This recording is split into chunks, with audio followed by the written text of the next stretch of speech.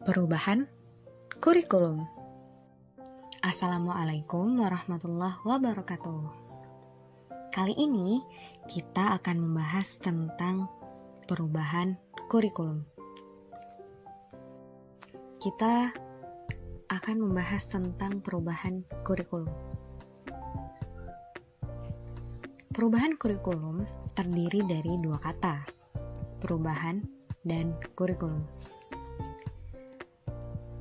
Kurikulum sendiri, kalau misalnya kita definisikan secara singkat, dia merupakan sebuah rangkaian perangkat mata pelajaran yang dilaksanakan pada satu tingkat pendidikan. Kalau kita lihat secara etimologis, kurikulum sendiri itu berasal dari bahasa Latin yang artinya balapan. Kata dasarnya sendiri memiliki makna lari. Berarti secara filosofis dapat kita simpulkan bahwa kurikulum itu sendiri adalah serangkaian jalan, di sini menjadi proses yang harus dilewati untuk mencapai garis finish, yaitu hasil. Jadi kurikulum ini adalah sebuah prosesnya untuk mencapai hasilnya kelak. Jadi kurikulum itu bukan hanya jalan yang harus kita lalui saja gitu, tapi ada penetapan garis awal dan garis akhir di mana kita harus menentukan secara jelas terlebih dahulu. Maka dari itu kurikulum di sini amat penting ya. Kalau kita lihat dari Undang-Undang Nomor 20 Tahun 2003 Pasal 1 Ayat 19, kurikulum diartikan sebagai seperangkat rencana dan pengaturan mengenai tujuan, isi dan bahan pelajaran, serta cara yang digunakan sebagai pedoman penyelenggaraan kegiatan pembelajaran untuk mencapai tujuan pendidikan. Itu arti dari kurikulum itu sendiri. Nah, sekarang kita bahas kata selanjutnya, yaitu perubahan. Kata perubahan di sini pasti kita sudah terbayang, oh, pasti ada sesuatu yang berubah. Sama halnya seperti saat kita baru dilahirkan, kita makan dalam keadaan disuapi atau dalam keadaan disapi. Beda kondisi ketika kita sudah bertumbuh dewasa, bertumbuh besar, semakin berkembang, semakin bertumbuh, kita sudah tidak makan dengan cara disuapi. Tapi ada usaha-usaha yang mungkin dari segi pendidikan juga ditanamkan oleh orang tua untuk, ayo nak, kita makannya belajar makan sendiri ya gitu. Akhirnya proses pendidikannya juga berbeda karena tadi ada kebutuhan proses karena memang kita semakin berkembang. Nah, kalau di perubahan dalam kurikulum ini sendiri, lain halnya dengan ketika kita melihat perkembangan zaman yang ada, di mana kita harus menghadapi tantangan-tantangan yang baru, tantangan-tantangan yang muncul, yang mungkin pembelajaran ketika di abad setelah kemerdekaan dengan sekarang itu amat berbeda jauh. Dan maka dari itu adanya proses adaptasi dari tahun ke tahun. Maka dari itu dibutuhkanlah sebuah perubahan. Dan makna penting dari perubahan itu adalah proses adaptasi. Kalau kita bicara tentang adaptasi, manusia itu sulit untuk beradaptasi dengan perubahan. Apalagi kalau misalnya perubahan itu terjadi secara spontan. Nah, bagaimana perubahan itu sendiri terjadi? Ini yang harus menjadi PR kita bersama. Setelah kita membahas tentang kata dari kurikulum itu sendiri, kita tahu bahwa kurikulum di sini dipakai sebagai pedoman. Pedoman kita untuk proses dalam mengajar, proses dalam pendidikan formal terutama. Dan pedoman ini adalah cara atau sarana yang kita pakai untuk mencapai sebuah tujuan. Dan dari tujuan-tujuan ini memiliki banyak sekali tantangan yang berubah sesuai berkembangnya zaman. Di Republik Indonesia, berbagai kurikulum pendidikan telah dicanangkan oleh pemerintah. Alasannya tentu untuk membangun generasi-generasi pembangun bangsa sejak deklarasi kemerdekaan. Namun, sejauh manakah kurikulum-kurikulum tersebut memberi kontribusi bagi perkembangan manusia? Mari kita simak sekilas perjalanan kurikulum pendidikan di Indonesia. Rencana Pelajaran 1947. Kurikulum ini pertama kali diterbitkan sejak deklarasi kemerdekaan.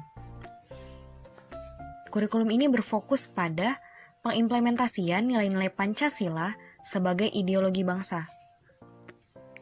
Dan kurikulum ini lebih dikenal dengan istilah Rencana Pelajaran atau LIRPLAN 1947.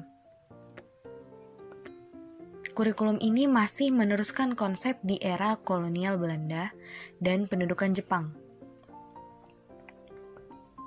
Meski direncanakan pada tahun 1947, kurikulum ini baru dimulai secara resmi pada tahun 1950. Selanjutnya ada kurikulum 1952 atau Rencana Pelajaran Terurai. Kurikulum ini merupakan penyempurnaan dari kurikulum sebelumnya, di mana perincian materi dan jam pelajaran mulai ditentukan. Pada kurikulum ini, guru ditetapkan untuk mengajar satu mata pelajaran saja. Ciri dari kurikulum ini ada korelasi antara mata pelajaran dengan kehidupan sehari-hari. Kalau kita lihat di kurikulum 1964, masih sama dengan istilah rencana pendidikan, kalau sebelumnya rencana pelajaran, tapi pada 1964 berubah menjadi rencana pendidikan. Dan kurikulum ini menitik beratkan kompetensi akademik pada siswa di pendidikan dasar.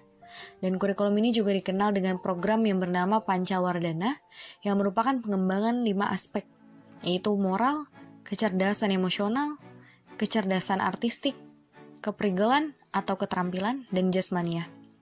Dan kelima pengembangan ini juga ditetapkan sebagai 5 kategori bidang studi dengan orientasi fungsional dan praktikalitas dari setiap mata pelajaran. Dan ini yang sudah kita lihat ya di kurikulum saat ini, yaitu di kurikulum 2013.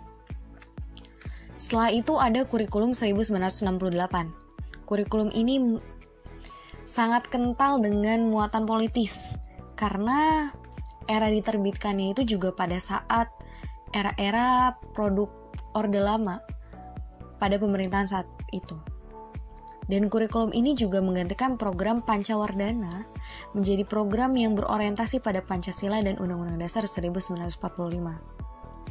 Fokus pada kurikulum ini berada di 3 aspek, yaitu Pancasila, pengetahuan dasar, dan kecakapan khusus. Dan pengelompokan bidang studi dikembangkan dari 5 kelompok menjadi 9 kelompok. Selanjutnya kita melihat di kurikulum 1975. Kurikulum ini mengedepankan efisiensi dan efektivitas pengajaran dengan basis MBO, Management by Objective. Dan pada masa itu, efisiensi seperti ini tuh lagi. Kurikulum ini merinci metode, materi, serta tujuan pengajaran dalam bentuk prosedur pengembangan sistem instruksional atau PPSI. Nah, PPSI ini merinci secara detail satuan bahasan dari setiap mata pelajaran, dibagi menjadi tujuan instruksional umum atau TIU dan tujuan instruksional khusus atau TIK.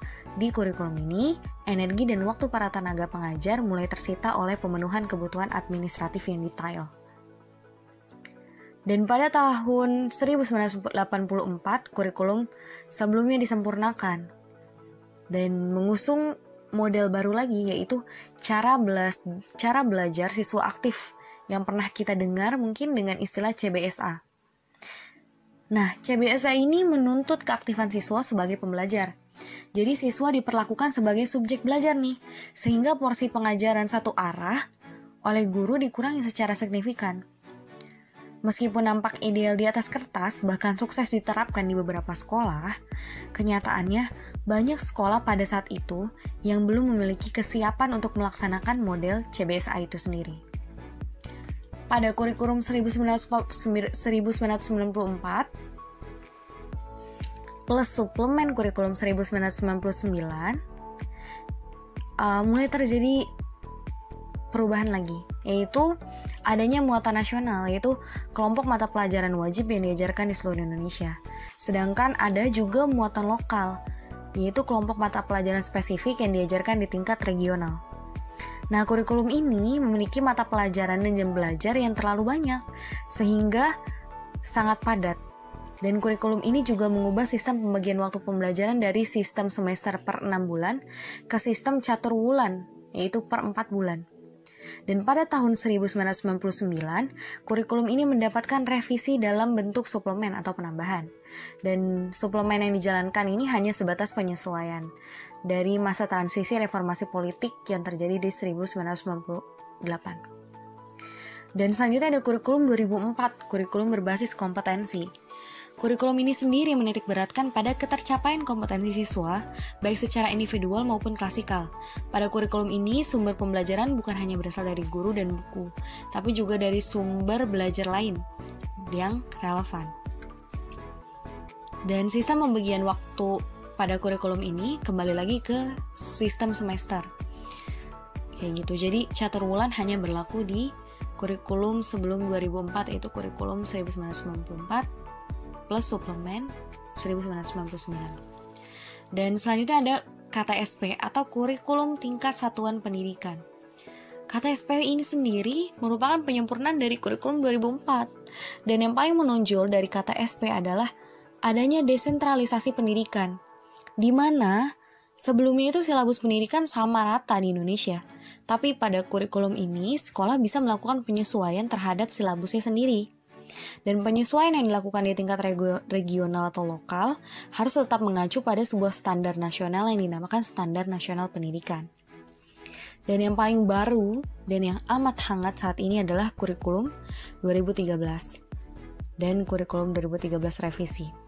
Kurikulum ini lahir atas pertimbangan standarisasi kualitas pembelajaran di Indonesia dan di dunia internasional. Penilaian terhadap kemampuan siswa pada aspek membaca, sains, matematika menjadi fokus utama dan pembuatan dari kurikulum ini.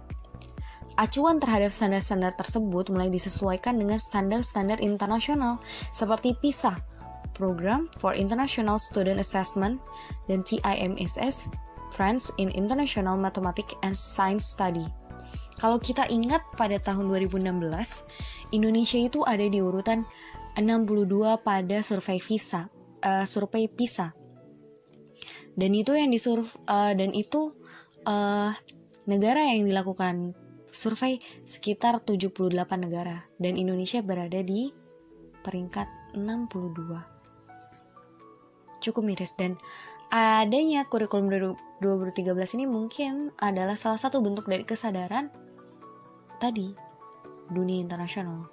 Dan kurikulum ini juga melaksanakan kegiatan pendidikan yang tematik di level pendidikan dasar. Karena memahami kebutuhan anak sekolah dasar itu adalah berpikir secara holistik. Maka dari sanalah pembelajaran tematik diangkat di pendidikan dasar. Dan beberapa mata pelajaran dilebur dan diintegrasikan menjadi rangkaian-rangkaian pembelajaran tematik tadi. Sistem penilaiannya juga berubah menjadi skala 1 sampai 4 dan skala huruf. Meski pada tahun 2016 kurikulum ini mendapatkan revisi, perubahan yang paling nampak adalah adanya reduksi penilaian aspek moral dan spiritual pada tiap mata pelajaran, sehingga aspek-aspek tersebut hanya menjadi penilaian pada mata pelajaran pendidikan agama, budi pekerti, serta pendidikan Pancasila dan kewarganegaraan. Dan di samping dari hadirnya banyak perubahan yang sudah kita lihat dari setiap pergantian kurikulum, bahkan pergantian kekuasaan, itu juga berpengaruh dalam kurikulum pendidikan kita. Dan namun bukan hanya itu saja gitu yang harus berubah, tapi ada hal-hal yang harus juga kita perhatikan, seperti pemerataan kualitas itu sendiri. Meskipun anggaran pendidikan telah mencapai 20%, tapi kualitas infrastruktur pendidikan itu masih jauh dari kata ideal. Bukan hanya sarana fisik dari gedung dan buku pelajaran saja gitu. Bahkan sampai tenaga pendidik pun kualitasnya juga belum merata. Jadi jika kita berbicara tentang standar internasional dan kita melihat keadaan Indonesia sekarang, masih banyak tenaga pendidik yang pemahaman kemanusiaannya itu juga masih timpang. Dan setiap perubahan itu pasti memiliki tujuan untuk menjadi lebih baik lagi. Tentu saja. Dan setiap keputusan para menteri atau pemerintahan yang baru itu juga pasti bertujuan untuk pendidikan yang lebih baik lagi. Dan banyak usaha-usaha yang telah dilakukan. Namun kita juga harus memperhatikan banyak hal seperti tadi, kondisi ternyata masih banyak sekolah yang jauh dari kata ideal. Masih banyak kompetensi guru yang ternyata jauh dari kata ideal. Dan ketika kita melihat pergantian perubahan kurikulum ini yang semakin berubah, ini semakin menunjukkan bahwa sebenarnya apa sih tujuan dari pendidikan di Indonesia itu sendiri? Apa sih garis finish yang ingin dicapai dari pendidikan di Indonesia itu sendiri? Dan itu yang menjadi PR kita bersama.